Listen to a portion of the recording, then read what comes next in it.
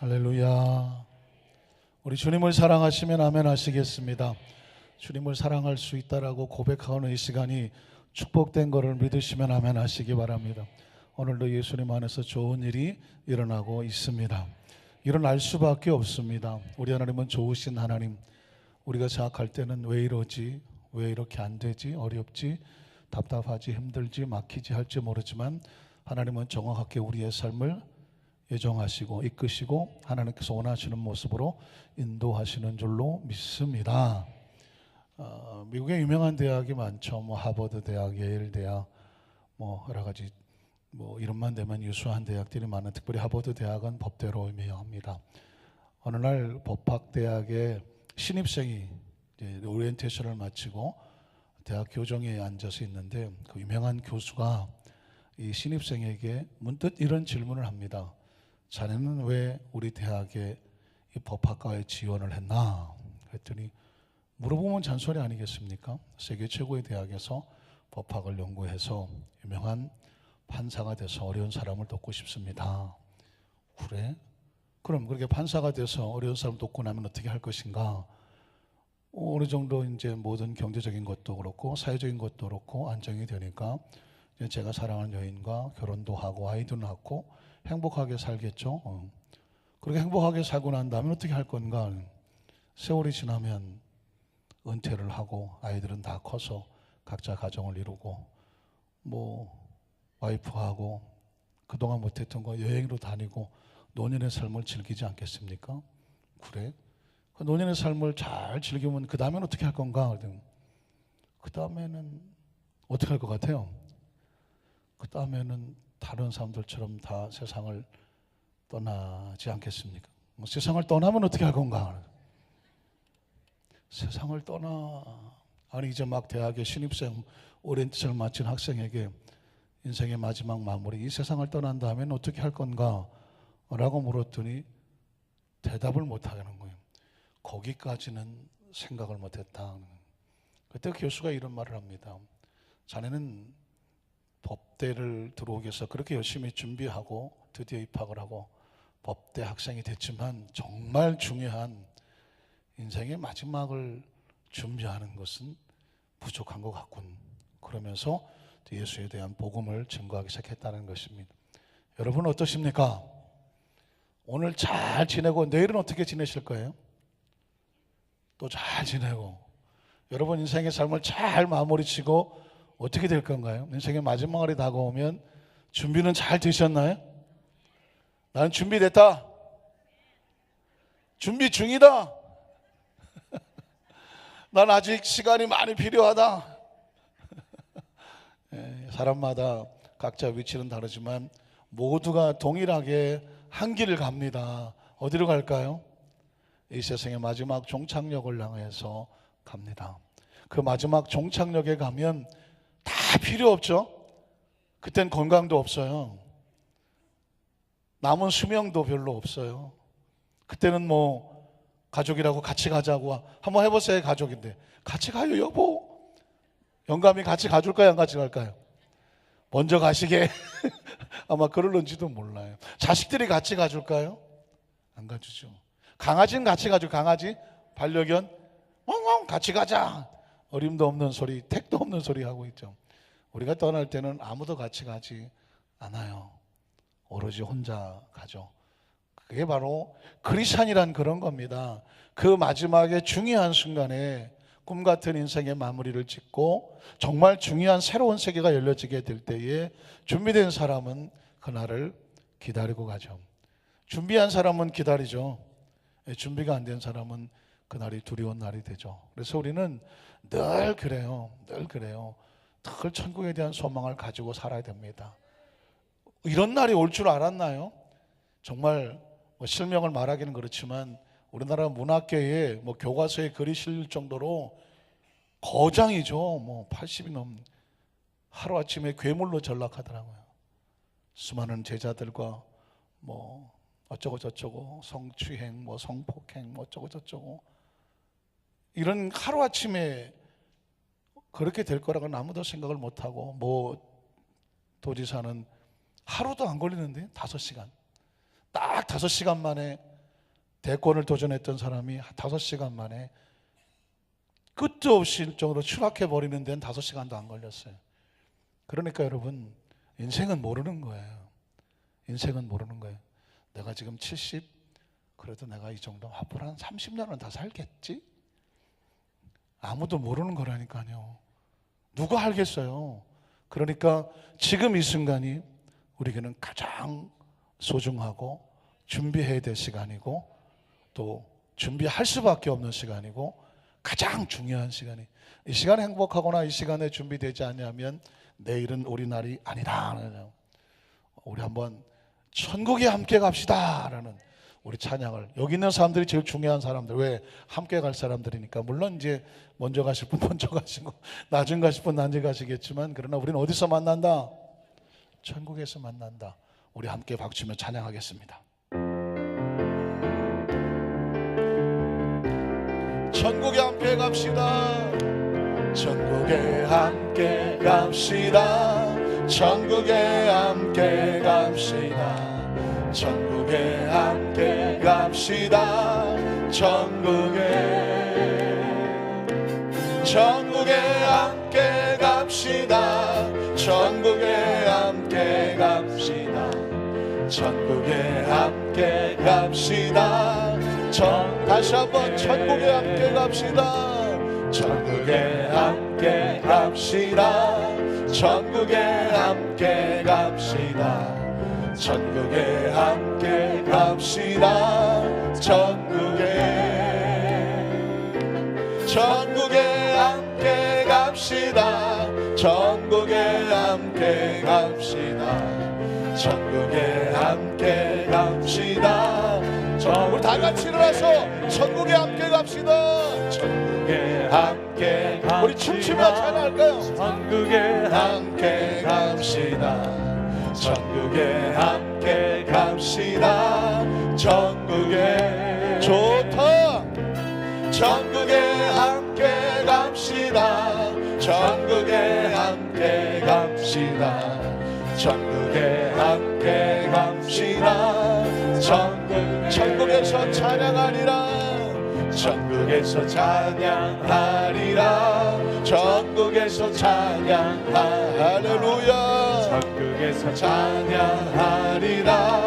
찬양을 할렐루야. 천국에서 찬양하리라.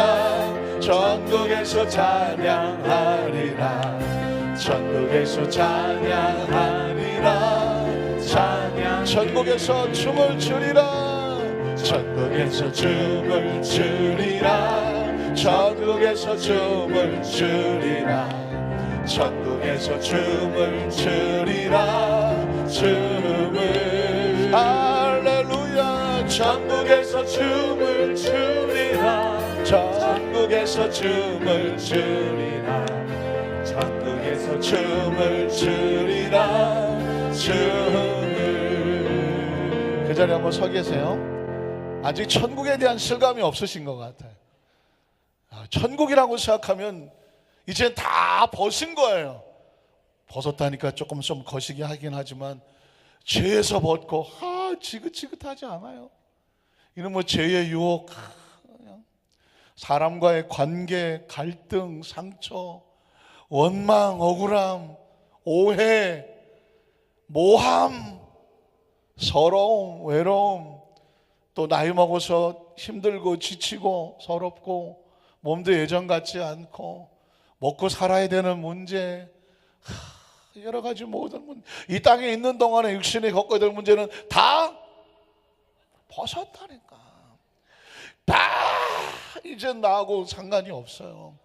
여러분, 이걸 벗어버려야 되는, 이 육체 안에 갇혀 있다가 보니까 육체가 시키는 대로, 육체의 감정대로, 느끼는 대로 영혼이 자유롭지가 못해. 왜? 항상 이 육체와 엉켜서 살려는. 그런데 천국은 육체를 벗고 하나님의 나라 속에서 다시는 곡하는 것이나 눈물을 흘리는 것이나 이별하는 것이나 상하는 것이 없고 서러운 것이 없게, 그동안 여러분 예수 믿고 하나님의 자녀가 돼서 육신의 정력, 안목의 정력, 이상의 자랑 하고 싶은 것이 많지만 그럼에도 불구하고 크리스찬이기 때문에 참아내셨죠. 억울해도 참고 속상해도 참고 져주고 손해보고 그냥 내가 다 뒤집어 쓰고 내가 덮어가고. 어떠셨어요? 고생 많이 하셨어. 그런데 그걸 어디서 보상받아요? 누가 알아줘요? 기억하십니까? 잘 참고 오셔서 마지막까지 깽판 치지 마시고 천국 가기 전까지 잘 신앙 잘 하시고 천국에 딸랑하고 들어가셔야 돼. 그 가기 직전에 그 5시간 전에 엉팡 또 엎어치시면 안 되고 끝까지 한번 따라서 끝까지 잘 갑시다. 끝까지 잘 가야 돼요. 정말 끝까지 잘 가야 돼요. 뭐 다른 사람 예수 어쩌고 저쩌고 교회 다 필요 없어. 뭐 화려한 이런 거 다 볼 거 없고요.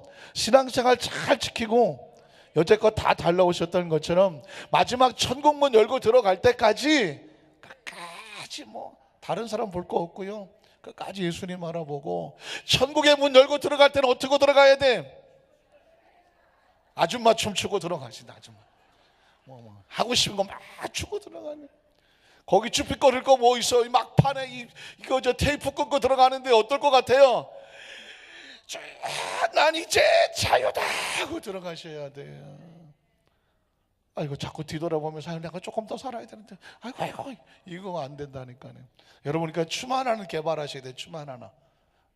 뭐 우리나라 사람들은 자동으로가 되죠. 자동으로. 그러니까는 천국에 들어가는 기쁨으로 들어가죠. 크리스찬이 천국의 기쁨이 없으면 이 세상에서 무슨 기쁨이 있겠어요? 다시 한번 우리 천국에 함께 갑시다. 여러분 몸이 움직이는 대로 마음껏 찬양하시면서 우리 한 번 더 찬양하겠습니다. 천국에 함께 갑시다. 천국에 함께 갑시다. 천국에 함께 갑시다. 천국에 함께 갑시다. 천국에 할렐루야. 천국에 함께 갑시다. 천국에 함께 갑시다. 천국에 함께 갑시다. 천국에서 찬양하리라. 천국에서 찬양하리라. 천국에서 찬양하리라. 천국에서 찬양하리라. 찬양을 할렐루야. 천국에서 찬양하리라. 천국에서 찬양하리라. 천국에서 찬양하리라. 찬양. 천국에서 춤을 추리라. 천국에서 춤을 추리라. 천국에서 춤을 추리라. 천국에서 춤을 추리라. 춤을 할렐루야. 천국에서 춤을 추리라. 천국에서 춤을 추리라. 천국에서 춤을 추리라. 춤을 할렐루야. 왕년에 춤을 춰보신 분은 벌써 그 사이에 다이아몬드 스텝을 밟고 계십니다. 이야. 그러니까 조금만 더 하면 나온다니까. 또 나오는데 다 알아요. 우리 한 번 더 찬양을 또 부를 거예요. 부를 때는 우리가 또 우리 수예배만큼은 시간이 다른 시간은 잘 안 되더라고요. 우리 함께 다니면서 천국에 같이 갈 분들이니까 서로 축복합니다. 격려합니다. 우리 끝까지 천국에 잘 갑시다. 우리 함께 우리 찬양하면서 여러분 우리 찬양 불러드릴 때 같이 하면서 서로 인사하고 축복하겠습니다. 천국에 함께 갑시다. 자, 우리 서로 다니면서 축복해 주세요. 주님의 이름으로 사랑합니다. 천국에서 함께 갑시다. 천국에 함께 할렐루야. 천국에 함께 갑시다. 천국에 아멘. 천국에 함께 갑시다. 천국에 함께 갑시다. 천국에 함께 갑시다. 천국에서 찬양하리라. 천국에서 찬양하리라. 천국에서 찬양하리라. 천국에서 찬양하리라. 찬양을 할렐루야. 천국에서 찬양하리라. 천국에서 찬양하리라.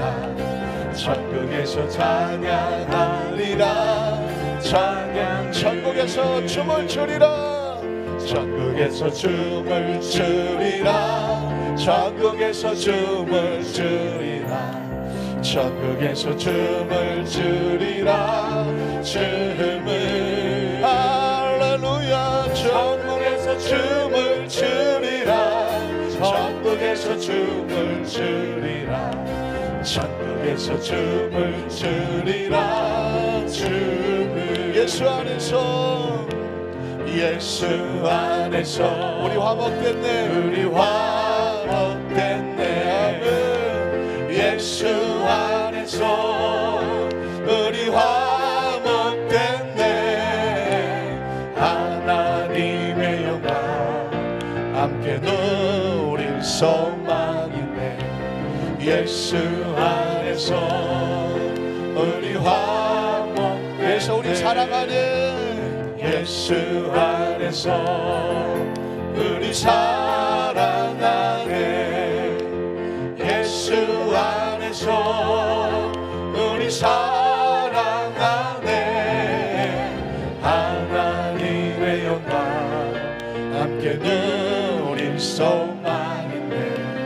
예수 안에서 우리 사랑하네. 우리 감사하네. 예수 안에서 우리 감사하네. 예수 안에서 우리 감사하네. 하나님의 영광 함께 누릴 소망인데. 예수 안에서 우리 감사하네. 우리 예수 안에서 우리 하나 됐네. 예수 우리 하나 됐습니다. 우리 하나 된 예수 안에서. 예수 안에서 우리 하나 됐네. 하나님의 영광 함께 누릴 소망인데. 예수 안에서 우리 하나. 예수 안에서 우리 천국 가네. 예수 안에서 우리 천국 갑니다. 우리 천국 가네. 할렐루야. 예수 안에서 우리 천국 가네. 하나님의 영광 함께 누릴 소망이네. 예수 안에서 우리 우리 마지막으로 화목하네. 우리 자리에 앉으셔도 좋습니다. 우리 화목. 우리 자리에 앉으시면 예수 안에서 우리 화목됐네. 하나님의 영광 함께 누릴 소망이네. 예수 안에서 우리 화목됐네.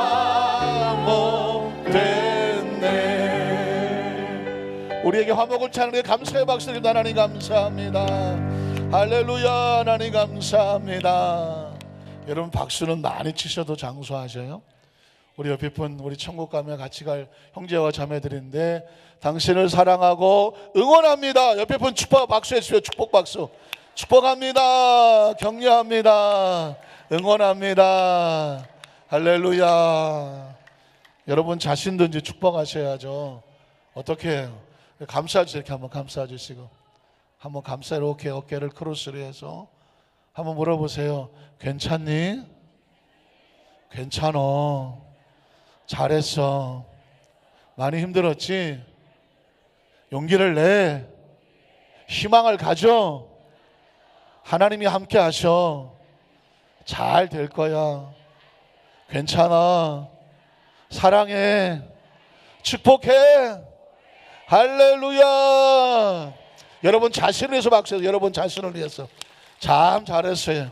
여기까지 날아오면서 정말 힘들고 어려울 일이 참 많았을 때 포기했으면 진작 포기했을 것도 많고 정말 지금까지 살아있는 것도 기적 아닙니까? 어떻습니까? 문득 생각해 보면 어쩌면 그때 내가 이 세상 사람이 아닐 수도 있을 그런 처절한 절망의 시간도 있었을 텐데 잘 견뎌줬잖아요. 잘 이겨줬잖아요. 여기까지 잘 왔잖아요.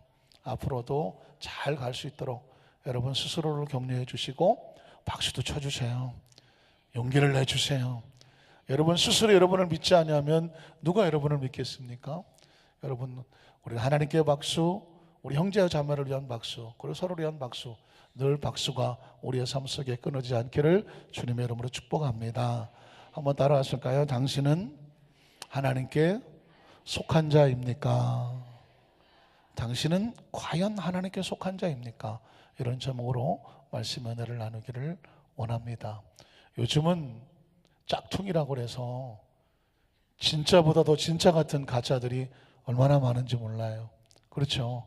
그래서 워낙 뭐 명품이니 뭐 이런 것들이 많이 나오다 보니까 명품은 아닌데 명품처럼 만들어서 마치 명품을 찬 것 같은 그런 어떤 모습을 보여주기 위해서 짝퉁들이 범람을 하고 있죠. 어느 프로그램에서 보니까 연예인들이 초창기에 아직은 무명이라서 소득이 별로 없었을 텐데도 그래도 자기가 가치 있게 보이고 싶어서 짝퉁 시계를 하나 샀다는 것입니다. 명품처럼 보이는 짝퉁 시계. 근데 이 짝퉁 시계가 얼마나 힘없이 만들어졌는지 프로그램에 같이 박수를 칠 그런 시간 자기가 열심히 박수 쳤더니 나중에 뭐 시계 바늘이 다 날아갔더라는. 시계 바늘이 이게 세게 치고는 시계 바늘이 다 날아갔더래요. 그래서 하도 어이가 없어서 야, 아무리 짝퉁이지만 시계가 바늘이 날아가는. 근데 여러분 박수 치다가 시계 날아가는 건 아무것도 아니에요. 어떤 사람은 시계 밥 주다가 시계 밥을 주는데 갑자기 바늘들이 삐리리 돌아가더니 하나가 떨어지더래요. 그래서 야, 명품 흉내 내려다가 정말 이 짝퉁은 진짜를 따라갈 수 없구나라는 내용을 한번 들어본 적이 있습니다. 실제적으로 우리의 삶 속에 아무리 가짜가 진짜인 척하고 흉내를 내더라도 절대로 가짜는 진짜가 될 수가 없는 거죠. 여러분 혹시 뭐 아시겠지만 다이아몬드가 진짜 가짜가 굉장히 중요하지 않습니까? 진짜 다이아몬드는 굉장히 비싸고요. 가짜 다이아몬드는 아무리 빛이 나도 쌀 수밖에 없죠. 그런데 우리 육안으로 바라보면 진짜 다이아몬드와 가짜 다이아몬드 구별될까요? 안 될까요? 구별이 안 됩니다. 그래서 보석 감정사 같은 사람이 있는 거죠. 그런데 제가 얘기를 들어보니까 쉽게 구별할 수 있는 것 중에 하나는 뭐냐면 이 두 다이아몬드를 진짜 가짜 다이아몬드를 물속에 넣어본다는 것이죠. 물속에 넣어보면 가짜 다이아몬드는 즉시로 빛을 잃어버린다는 것입니다. 왜냐하면 그 커팅을 해놓은 각도에 따라서 물속에 빛이 들어와서 굴절이 잘못되기 때문에 빛을 내지를 못한다는 것입니다.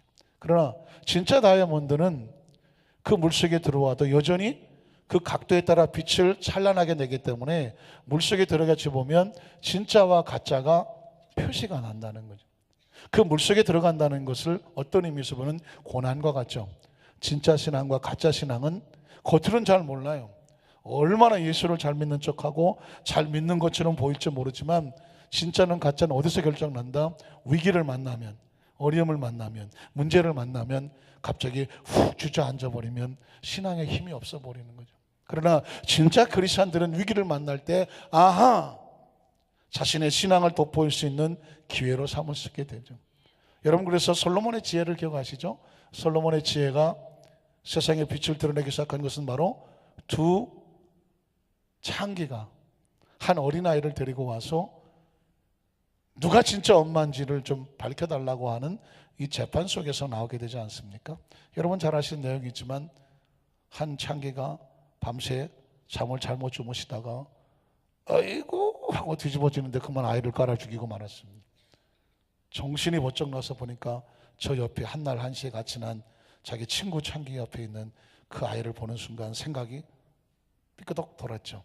죽은 자기 아이와 친구 아이를 바꿔놓지 않습니까? 그런 천연덕스럽게 자기 아이가 살아있는 것처럼 아시는 것처럼 아침에 발칵 뒤집어지고 그리고 솔로몬을 찾아가서 진짜 아이의 엄마를 찾아달라. 뭐 여러분 잘 아시는 내용이죠. 솔로몬이 어떻게 했나요? 그 아이를 어떻게 내라? 반으로 갈래라 그랬죠. 그 아이를 반으로 갈라서 공평하게 나눠주라 그랬습니다. 왜 그렇게 얘기를 했을까요? 솔로몬이 잔인해서 그랬을까요? 귀찮아서 그랬을까요? 아주 편하게 툭 잘라서 하나씩 가져가라 이렇게 하기를 원해서 그랬을까요? 아니죠. 그런 위기를 만났을 때 진짜와 가짜는 뭐가 달라요? 반응이 다르잖아요.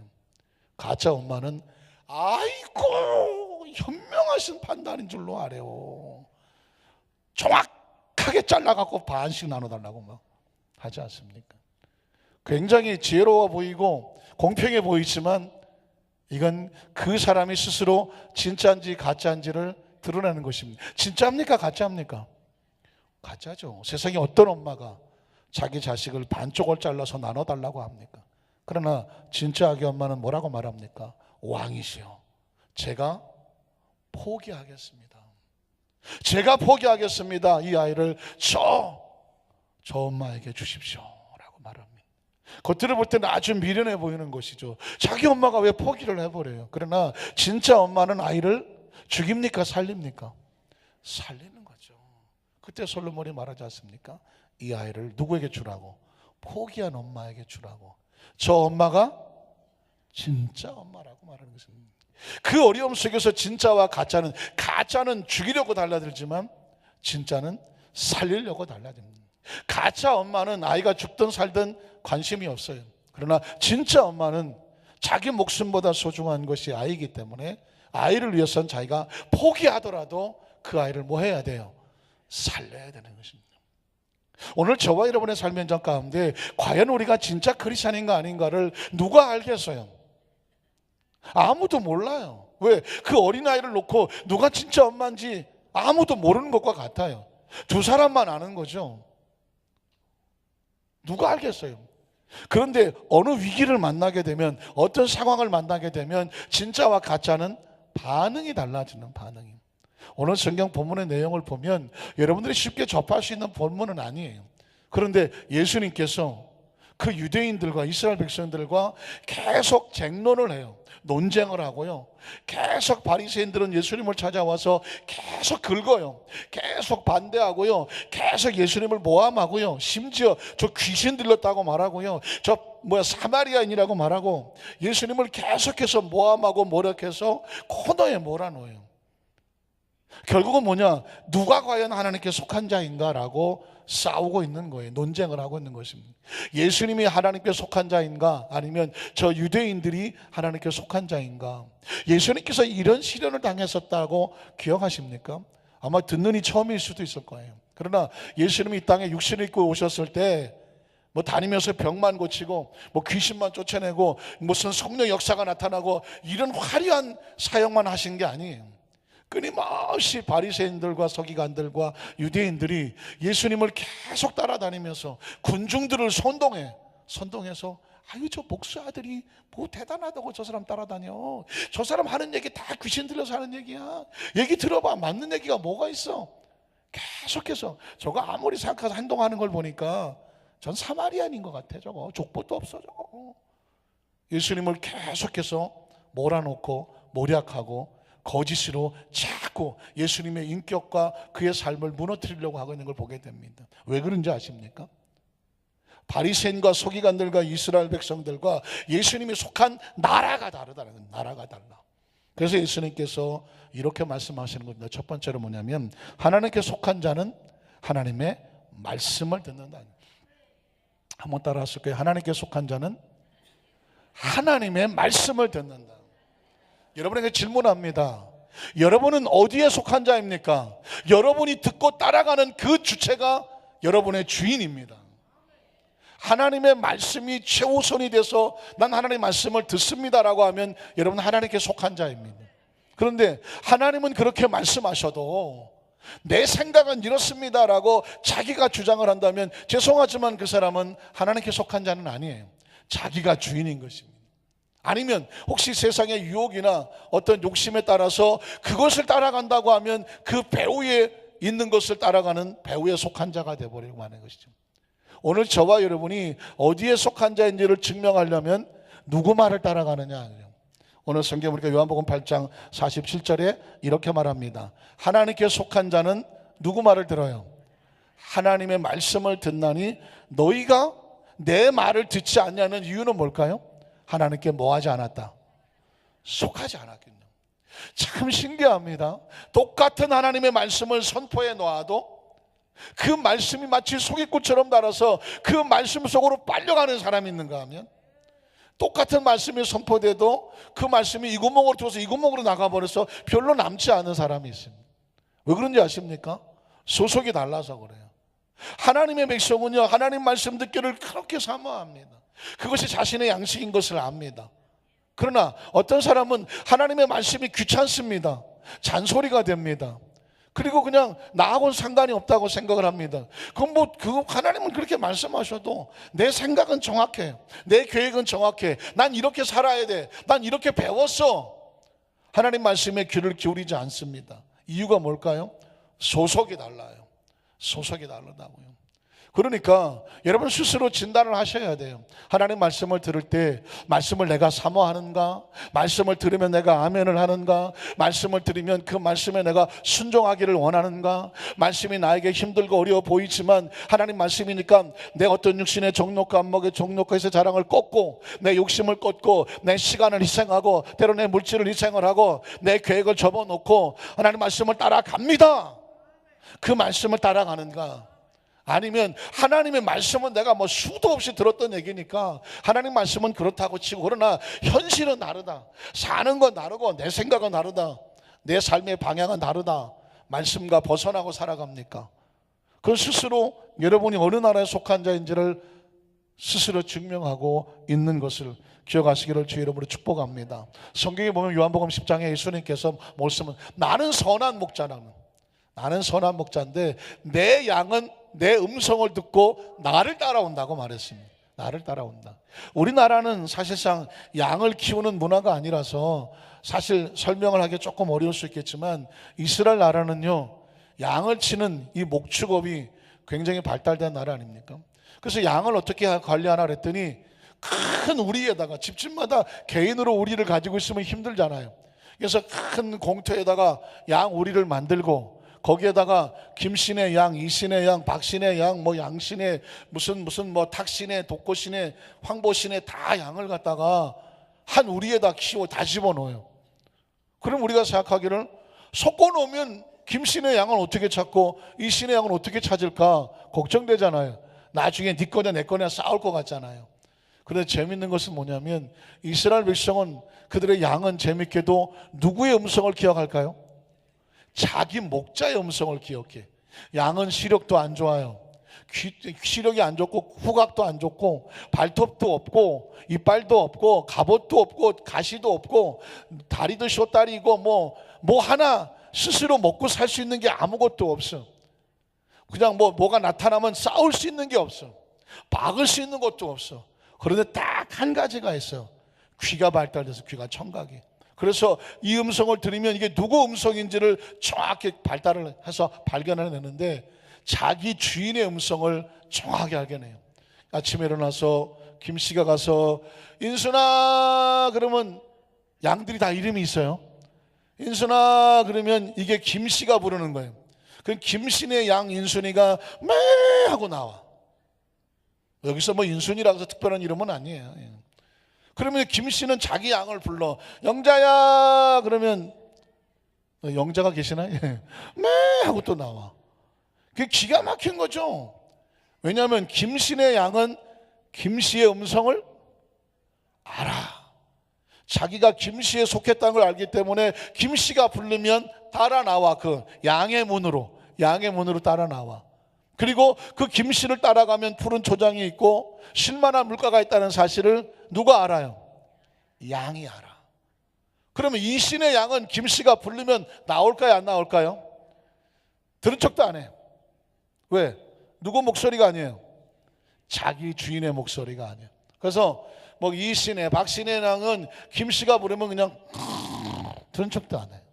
근데 갑자기 박씨가 불러. 박씨가 명자야 하고 부르면 그냥 박신의 양이 갑자기 여기 슈 하고 나와. 또 그러니까 다 먹고 살게 되어 있는데, 이 문화를 알고 있는 유대인들에게 예수님이 말씀하시는 것입니다. 하나님께 속한 양들은 누구의 말씀만 듣는다? 누구의 음성만 듣는다?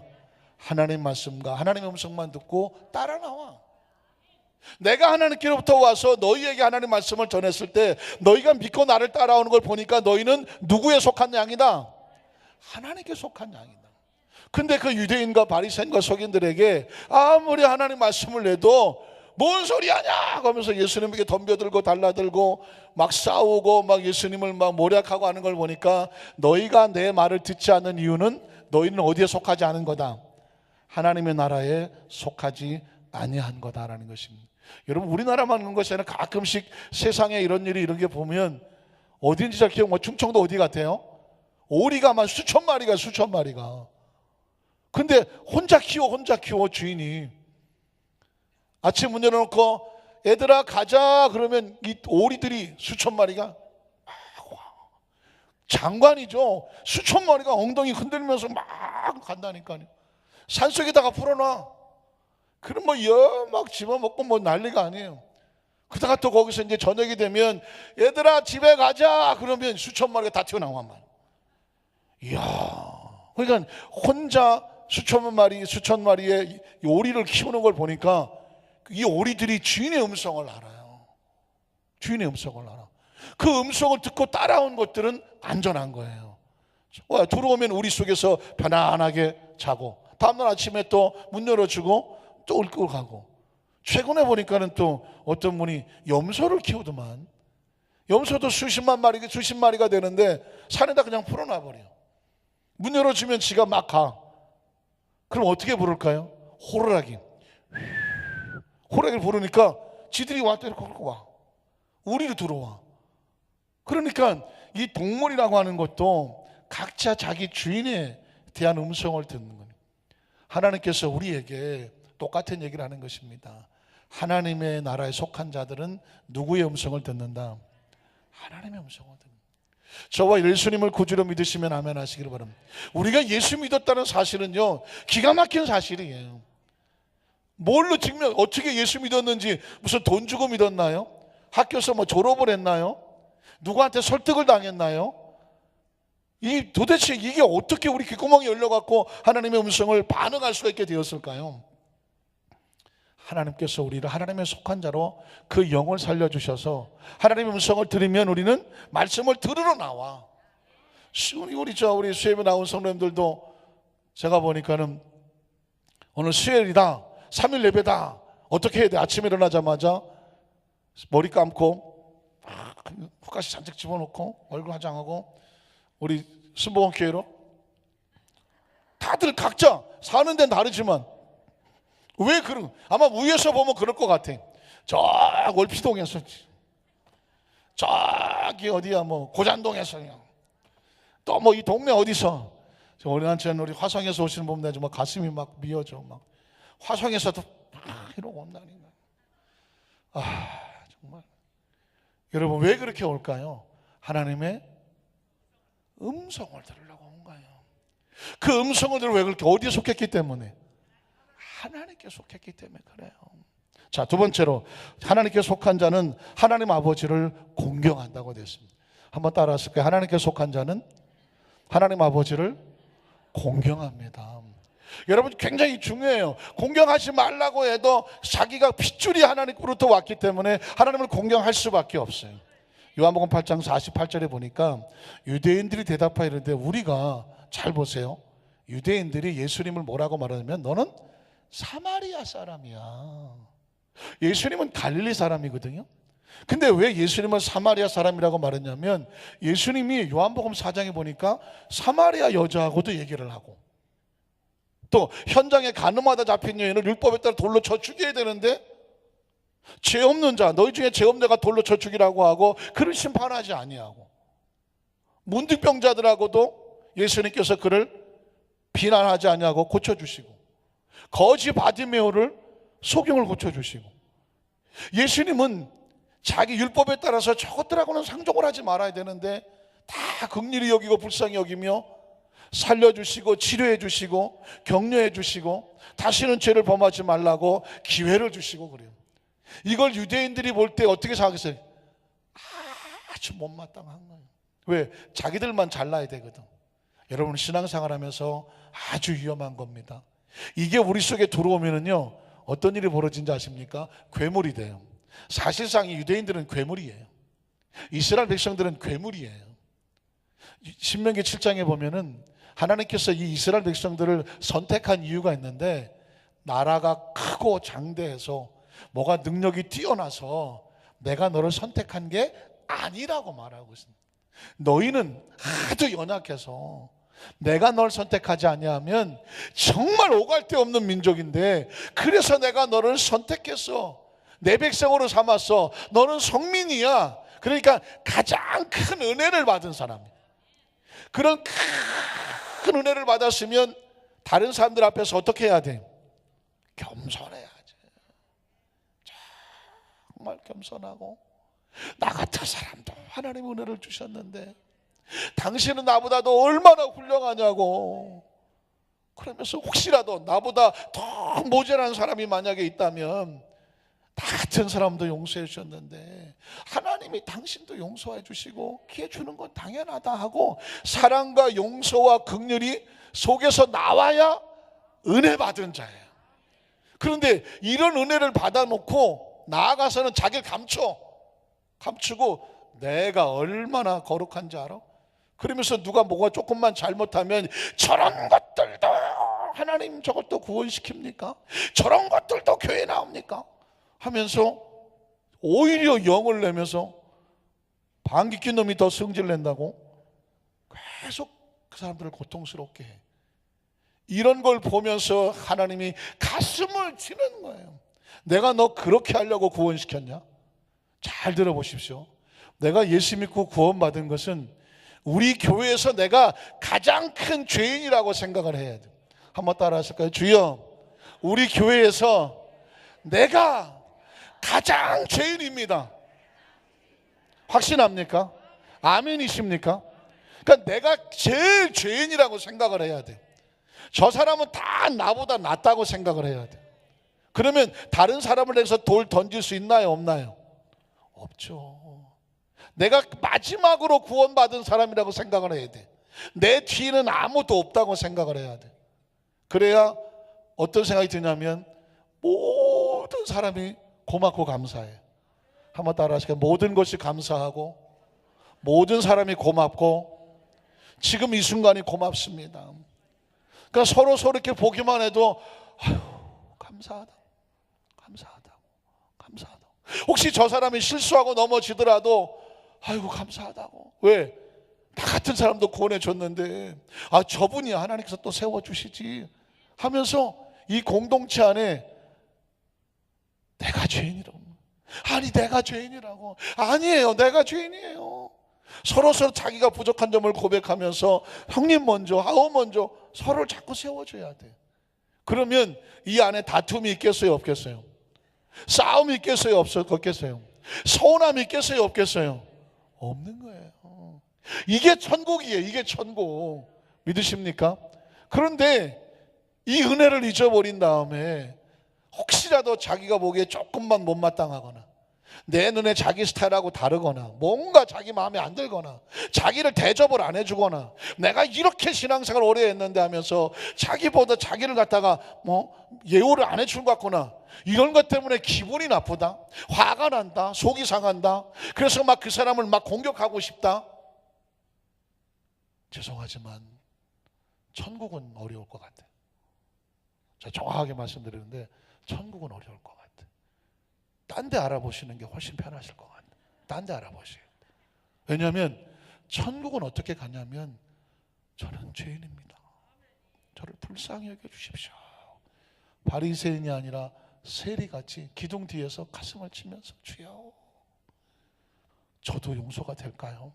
저를 용서해 주십시오. 저는 죄인입니다 라고 가슴을 치는 사람에게 그래 네가 은혜를 입은 자고 은혜가 필요하구나, 그 사람을 천국으로 데려가는 거예요. 바리새인과 서기관과 같이 앉아서 주여 내가 얼마나 하나님의 나라를 위해서 열심히 일했습니까?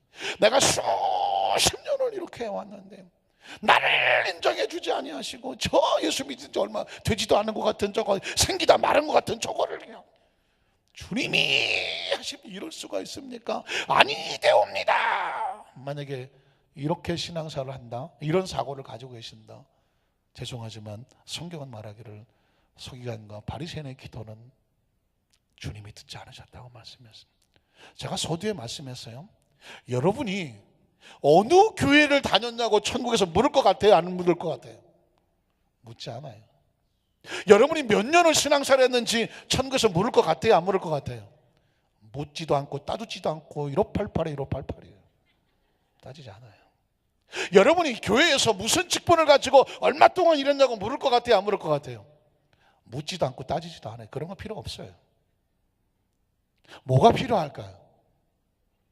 주여 나는 죄인입니다. 구원받고 은혜 받아서 살아 숨쉬는 동안에 최선을 다해 주님 은혜 갚으려고 애를 썼을 뿐입니다. 그런데 이게 뭐가 되겠습니까? 내가 자랑할 건 아무것도 없습니다. 그저 십자가의 보혈 의지하고 그 십자가 뒤에 서서 움츠리고 나가니 그 보혈로 덮어주시고 이 천국 가는 은혜의 길로 나를 인도하여 주시옵소서. 만에 하나 나에게 시간을 주신다면 남은 시간 동안에 여전히 버려지고 소외되고 나처럼 인정받지 못하고 손가락질 당하던 한 영혼에 더 찾아가서 그 사람 손 붙잡고 기도하다가 오겠습니다. 이런 사람들이 천국을 가야 되는 거죠. 왜냐하면 천국을 가도 아유 나 같은 사람이 어떻게 천국을 왔어? 아유 전 자격이 없는데요. 아유 저는 모자라죠. 아유 아니에요 하고 양보할 줄 알고 배려할 줄 알고 격려할 줄 알고 위로할 줄 아는 사람이 천국의 속성이죠.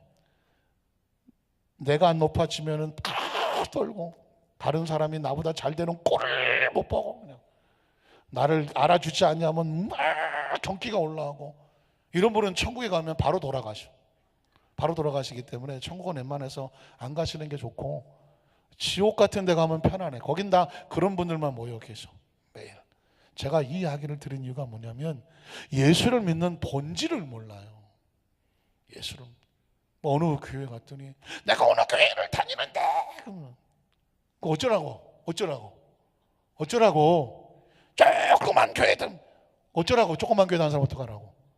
이게 의식과 사고가 밖에 다른 거죠. 내가 수십 년 동안 전도를 몇 명을 했는데 어쩌라고 한 명도 못하는 것들이 어쩌라고. 교회는 어떤 것들도 계급이 될 수가 없어요. 계급이 될 수 없다니까요. 그저 은혜에 감사해서 최선을 다하고 종은 맨 뒷자리로 갖는 거라 그랬죠. 기억하시죠? 종은 주인이 시키는 거 하고 다 했으면 맨 뒷자리 가서 앉아있으라는 것이. 자기가 뭐 한 것처럼 해놓고 웃자리에 앉아있으면 주인이 뭐라고 하면 너 왜 여기 있어? 저 뒤로 가. 저 뒤에 있는 거 너 이리 와. 그때 얼마나 창피하게 했냐고 하는 거예요. 그래서 종은 어떻게 하느냐? 주인이 시키는 거 열심히 하고 주인이 시킨 대로 다 했습니다라고 나는 종의 자리로 갑니다 하고 맨 뒷자리 가서 앉아있는 거예요. 주인이 보고 야 네가 이렇게 열심히 했는데 야 너는 이 앞자리로 와라. 주인이 앞자리에 와서 앉으라고 해야 그게 명예예요. 주인이 세워주셔야 명예라니까요. 내가 앞자리에 와서 앉아있으면 넌 여기 네 자리 아니야 저 뒤로 가 라고 말한다면 그건 수치가 되는 거예요. 그러니까 하나님의 나라는 낮아지려고 하면 하나님이 높여주시는 거예요. 내가 막 높아지려고 몸부림을 치면 스트레스 받아서 죽어. 왜? 스스로도 안 높아지고 높여주지도 않아. 그러니까 안 높여지니까 열받아서 돌아가시는. 이건 하나님의 속성이 아니에요. 믿으십니까? 하나님의 속한 자는요 그냥 하나님만 공경해. 그리고 하나님만 높이면 받고 자기는 어디로 가? 맨 뒷자리로 가. 그래서 예배 시간에 맨 뒷자리에 앉으시는 분들은 겸손하신 분이라고 해야 하나? 이 자리는 그런 자리가 아니에요. 교회에 잡는 자리는 여러분 각자 앉으신 거지만 제가 하는 얘기는 뭐냐면 하나님 앞에 겸손한 자의 자리를 찾아가시라는 것입니다. 스스로 교만하여 나를 높이고 나를 알아달라고 하고 그렇지 않는 사람을 공격하고 하는 사람은 죄송하지만 천국의 속성은 없다. 지금부터 또다시 한번 따라하실까요? 주여 오늘부터 또다시 내 마음속에 초신자와 같이 어린아이와 같이 가장 낮은 마음으로 주님을 섬기되 충성되이 섬기게 하소서. 왜? 나중된 자가 먼저 되주되. 먼저 됐는데 나중에 보니까 맨 나중에 갈 수도 있어요. 그래서 예수님의 비유 가운데 보면 아침 8시부터 와서 일한 사람, 저녁 퇴근하기 6시 퇴근인데 5시부터 와서 1시간밖에 일 안 한 사람, 주인이 볼 때 똑같이 상급을 다 줍니다. 누가 열받았어요? 아침 8시부터 와서 일한 사람이 열받습니다. 주인이시오, 이럴 수가 있습니까? 왜? 아침 8시부터 와서 일한 나는 저녁 6시가 됐는데 몇 시간을 일했습니까 지금? 근데 왜 한 달란트밖에 안 줍니까? 원래 계약이 한 달란트잖아.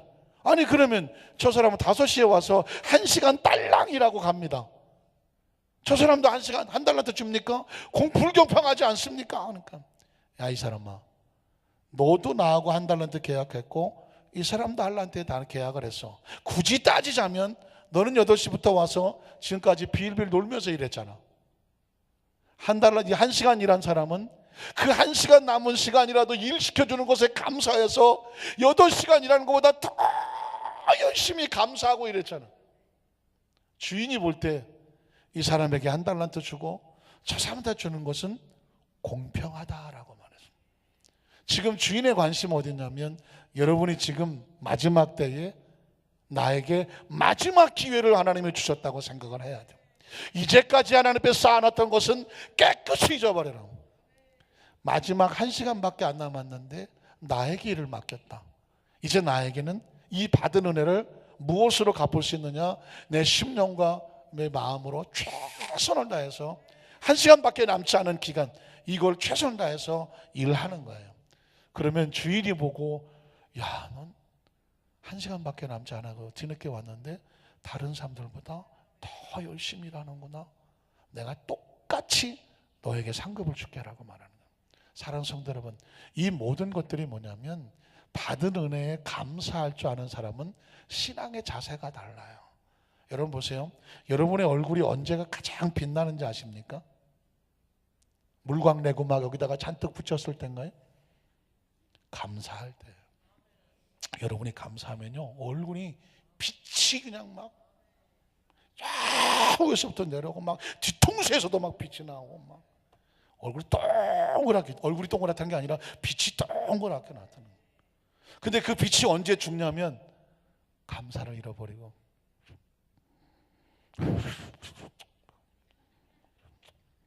은혜도 잊어버리고 속상하고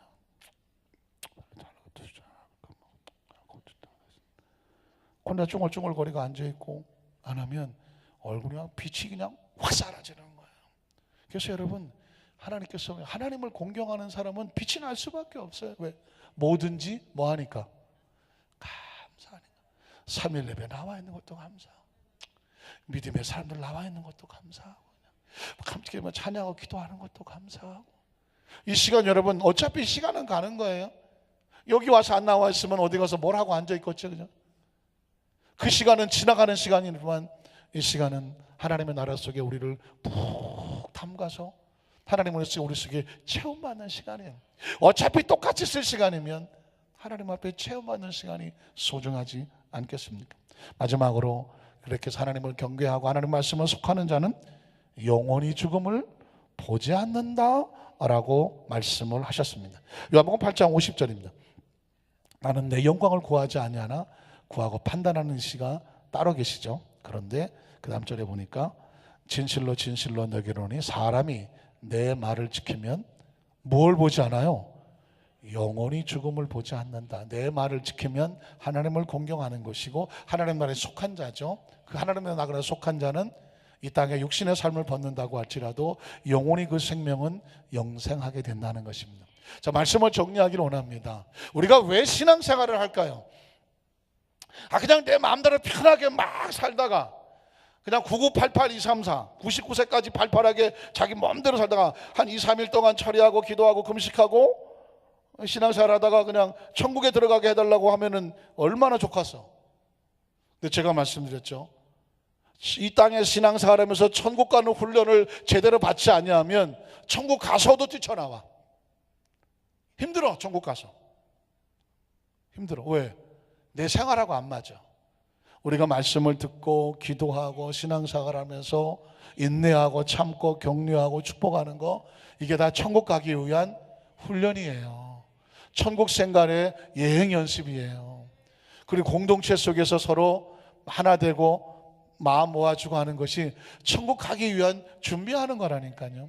그리고 천국의 공동체에 갔을 때 아주 자연스럽게 그 생활이 이루어지는 거예요. 왜? 말씀을 늘 듣고 묵상하며 말씀을 순종하며 살았잖아요. 천국은 별다를까요? 천국에 가면 여전히 하나님의 말씀에 따라 순종하고 사는 삶이 천국이죠. 그러나 그 말씀에 순종하는 것이 힘들어, 내 마음대로 사는 것이 훨씬 편해, 이런 사람은 죄송하지만 천국은 힘들다고 얘기했잖아요. 그래서 영원히 사는 영생의 축복이 그 사람에게는 없는 거예요. 오늘 수요 예배 나오시고 또 여러분 예배 신앙생활 하실 때에 예배를 왜 나올까요? 천국 가기 위한 훈련이에요. 훈련이에요. 그러니까 여러분 자신을 위해서 예배 나오는 거지, 교구장이 나오고 뭐 담임 목사가 나오고 내가 뭐 직분자니까는 뭐 의무적으로 나오고, 세상에 가장 불행한 신앙생활이에요. 스스로 나와야 되고요, 하고 싶어서 나와야 되고요, 소중해서 나와야 되고요, 내 자신을 위해서 하나님과 올바른 관계를 위해서 나오셔야 되는 거예요. 그걸 쌓아 나가는 거예요. 기억하시죠? 세월은 지나가고 언젠가 우리에게 쿡쿡쿡 문을 두드릴 날이 와요. 누가 올까요? 이제는 갈 때가 됐습니다 라고 올 거예요. 천사가 와야 되겠죠. 저승사자가 오면 안 될 것 같아요. 천사가 와야 되겠죠. 저승사자가 편하다. 네, 천사가 편하겠죠. 천사가 와서 이제는 천국에 가실 때가 됐습니다 라고 올 날이 올 거예요. 문을 두드려 줄 날이 올 거예요. 그러면 감사하다, 준비됐어요. 그동안 늘 천국 가기 위한 준비를 하고 있었어요. 그리고 뭐 며칠만 주세요, 마무리 잘 하고 그리고 천국에 가는 거죠. 어떤 글을 보니까 60세가 되면 묘지를 사놓으라 그러는, 60세 묘지를 사놓으라 그러네. 70세가 되면 수의를 사놓으라 그러네. 수의. 갑자기 쥐죽은 듯이 조용하는. 80세가 되면 장례 절차를 준비해 놓으라고 하는데, 90세가 되면 항상 죽음에 대한, 편안하게 숨을 쉴 것에 대한 준비를 하라고 하네요. 만약에 100세가 된다면 온통 삶을 천국의 포커스를 맞추고 그 천국 가기 위한 모든 신명의 준비를 하라는 것입니다. 저는 충격을 좀 받았어요. 왜냐하면 뭘 60세부터 묘지를 준비하라 그러지? 근데 가만히 생각해 보니까 60 늦은 게 아닌 거예요. 60의 묘지를, 70의 수의를, 80의 장례식 절차를, 90에 편안하게 잠잘 수 있는, 오늘 저녁에 잠자면 내일 아침은 천국이다, 마음의 준비를, 그리고 100세가 되면 천국이든 여기든 별 뭐 특별히 신경 쓸 건 없는 거예요. 그냥 뭐 천국이면 감사하고 일어나면 또 감사하고 하는 거예요. 중요한 건 60이라는 거예요. 근데 여러분 60이 빠른가요? 아닌 것 같아요. 30이든 40이든 항상 천국을 준비하는 삶을 사는 사람이 지혜로운 사람이죠. 하늘나라에 속한 사람들은 늘 하늘나라 갈 준비를 하고 살기 때문에 그 사람이 하나님을 공경하고 이 땅의 삶을 참 함부로 실수하지 아니하고 함부로 행동하지 아니하고 한 영혼에도 소중히 여기며 천국에 만날 것을 준비하는 성도인 줄로 믿습니다. 그 은혜가 함께 하시기를 주님의 이름으로 축복합니다.